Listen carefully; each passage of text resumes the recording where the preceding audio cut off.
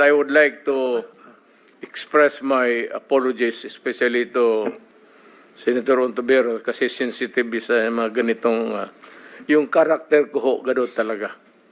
Baski saan mo ako ilagay, gano'n ka. Even in front of anybody. Gano'n talaga ako. Bastos ako.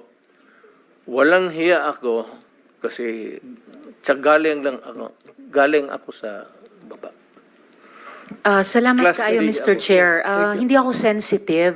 Ayaw ko lang talaga ng bastos. Ayaw ko ng walang hiya. Lalo na pag pinag-uusapan natin Kaya, ng ma'am, seryosong bagay ng war on drugs saka Kaya extrajudicial killings. ako bastos, Salamat ma'am. kaayo, Wala ang Mr. hiya Chair. talaga ako. Yan ang totoo.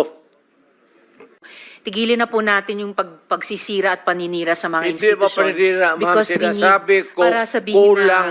pero may nasabi Hindi rin nila kasalanan. may Ang nasabi rin ideya